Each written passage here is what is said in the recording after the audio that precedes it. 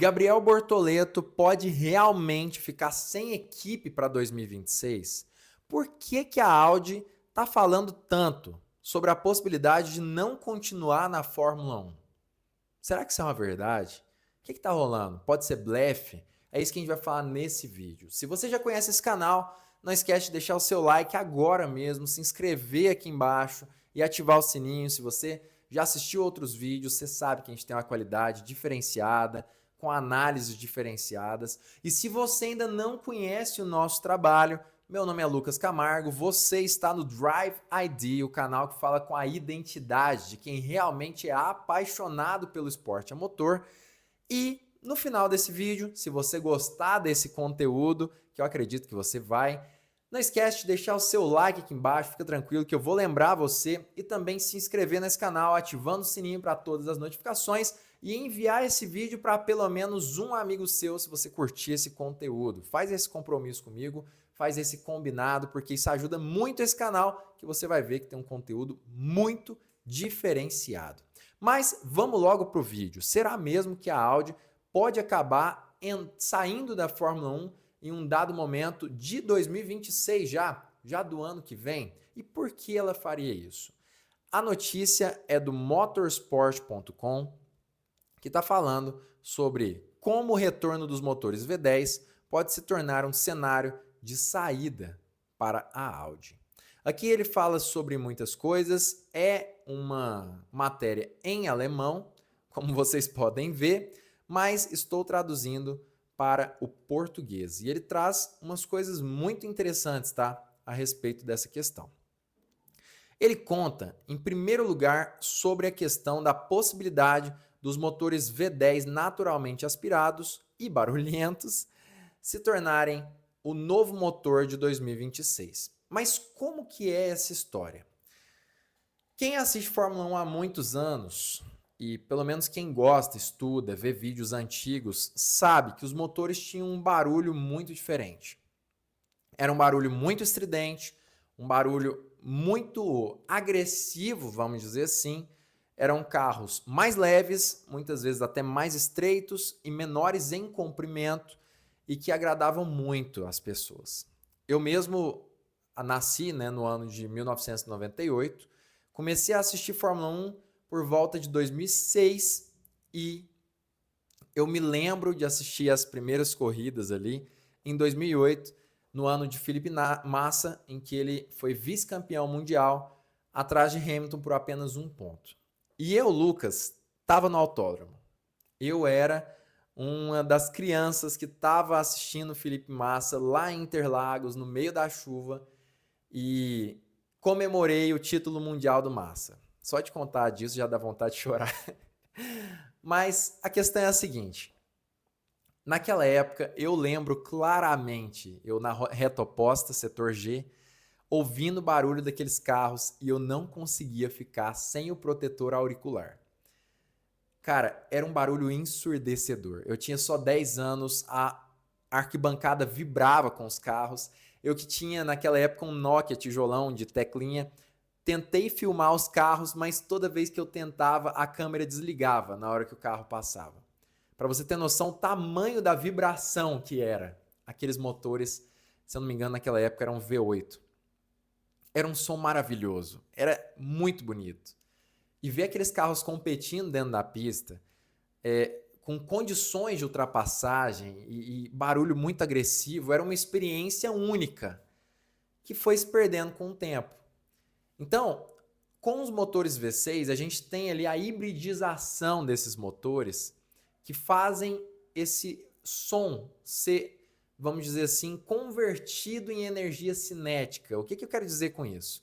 O motor tem um barulho V6, só que existem sistemas, tanto o MGU-K como o MGU-H, que utilizam da temperatura dos freios, temperatura ali do turbo e vários, vamos dizer assim, várias formas de fazer com que esse motor não gere apenas a energia para fazer as rodas girarem, mas a energia que seria desperdiçada em forma de temperatura ou em forma de som, ela também gera energia elétrica que carrega as baterias de um motor elétrico que existe também nas rodas dos carros de Fórmula 1.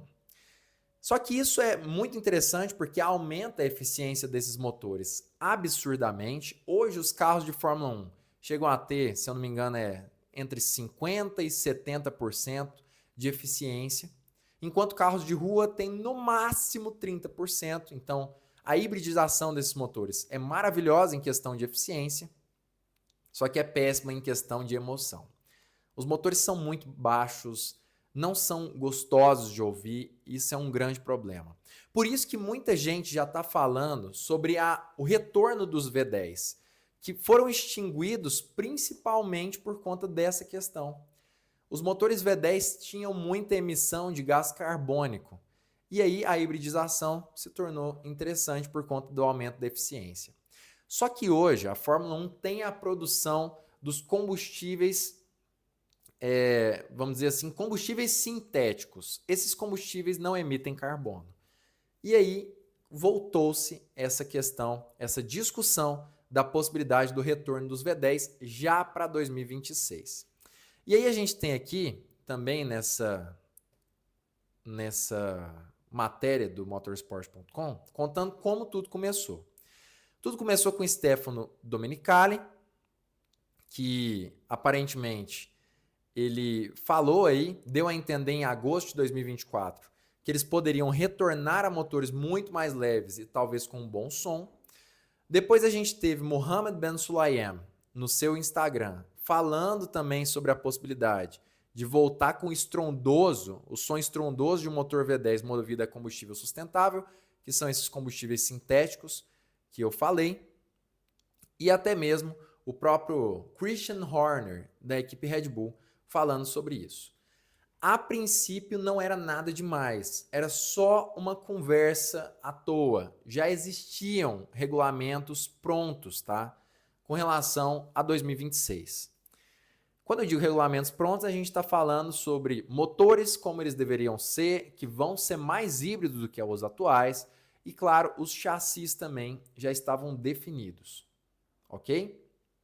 Mas o que aconteceu mesmo foi que houve uma reunião propriamente dita e a pauta dessa reunião foi justamente dessa questão. Olha só, a FIA convocou uma coletiva de imprensa com Nicolas Tombazis, que é o chefe da comissão de monopostos da associação, no Grande Prêmio da China, certo? O último Grande Prêmio que aconteceu até a data da gravação desse vídeo. E o principal tópico foi o retorno dos motores V10 e que a FIA agora pode imaginar tal coisa. Ficou claro que a discussão era mais do que apenas uma fantasia romântica de Christian Horner. Ou seja, no GP da China de Fórmula 1 aconteceu essa conversa e essa possibilidade deles já desistirem em 2026 do novo motor. O que aconteceria, aparentemente, é o seguinte: os motores que estão em voga hoje na Fórmula 1 continuariam. E a partir de um certo ano, que eles ainda iriam decidir, os motores V10 seriam implementados e aí a Fórmula 1 voltaria a ter aqueles barulhos maravilhosos de antigamente, ok? Isso, para mim, é muito bom. Por quê? Porque eu gosto muito daqueles barulhos. Aquele motor tinha um som maravilhoso, era lindo de ouvir. Por mais que doesse um pouquinho o ouvido e deixasse muita gente com labirintite tonta, era muito bom ouvir os motores V10, os motores V8, né, na época. Só que é um problemaço para o brasileiro. Então eu estou torcendo contra. Aparentemente, algumas equipes já foram a favor, tá? A Red Bull ainda espera que a decisão seja tomada o mais rápido possível, mas aparentemente não está muito animada para que essa decisão aconteça, seja isso que vai rolar. Por mais que Christian Horner tenha falado sobre isso anteriormente, seria um plano que teria que ser tomado muito rápido, até para eles não gastarem muito dinheiro com isso. Só que a Audi declarou algo negativo com relação a isso, dizendo, inclusive, e aí eu vou mudar a tela aqui, porque eu não preciso dessa pauta. Depois, se vocês quiserem, vocês podem procurar, inclusive, essa notícia No Google você acha facilmente, inclusive procurando ela em português. O que a Audi disse? Ela falou que um dos motivos para ela ter aceitado a sua entrada na Fórmula 1, na verdade o principal motivo, foi que os regulamentos de 2026 trariam um motor que é 50% híbrido e completamente sustentável. Por quê? Porque o desejo deles era construir esse motor de 2026 e aplicar as mesmas tecnologias aos carros de rua que a Audi já fabrica. Então teria uma diminuição do custo com o esporte e, claro, uma melhoria nas tecnologias dos carros de rua que a Audi já tem. A intenção com isso não é boba, não é nada demais. Na verdade, é uma intenção muito boa. É tanto se tornar competitiva no esporte, como também se tornar competitiva no mercado, que ela perde muito para montadoras chinesas, por exemplo. A gente vê uma Audi perdendo terreno para a BYD, Aval, no principal comércio que ela tinha, que era a China. Ela precisa se tornar competitiva em questão de preço também com os carros chineses. E o único jeito é se desenvolver e talvez ela conseguiria utilizar a Fórmula 1 para se desenvolver mais rápido e encontrar tecnologias mais eficientes para utilizar nos seus carros de rua, barateando assim o custo e fazendo os chineses voltarem a comprar os carros Audi e talvez até mesmo os carros da Volkswagen. Então, daria tudo certo. Mas a partir do momento que a Fórmula 1 fala que os motores vão continuar por um período e depois vai ter uma mudança para os V10, a Audi deixa de ter interesse talvez na categoria. Provavelmente vai deixar de ter interesse. E aí a gente já pensa, a Audi já tem um motor pronto.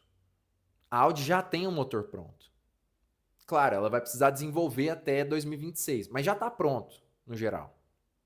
Ela precisaria ter outro motor, projetar outro motor do zero, e assim, tendo esse motor projetado do zero, ela teria condições de correr no ano que vem, como montadora de motores? Será que isso compensa? E depois, mais para frente, criar um motor V10 que não teria nada a ver com as intenções da fábrica? Aparentemente não. Parece que tem muita gente dentro da Audi que não era a favor da abertura da equipe na Fórmula 1. E o que está acontecendo agora é mais uma coisa que pode influenciar essas pessoas para que elas consigam o que elas querem, que é justamente tirar a possibilidade da Audi continuar na Fórmula 1. E aí a gente tem algumas possibilidades.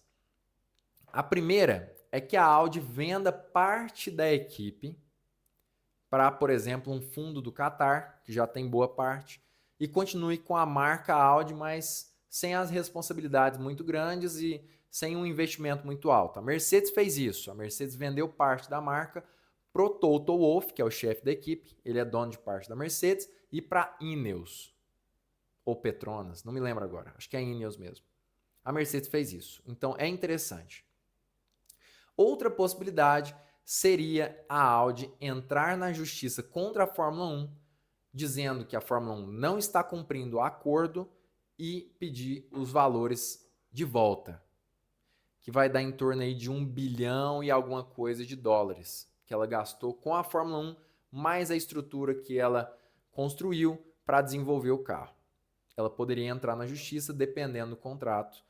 Outra possibilidade é ela fechar a equipe completamente e pedir, claro, esses valores de volta, porque o custo é muito alto. E para vocês terem uma noção, a Audi tem como planejamento demitir ali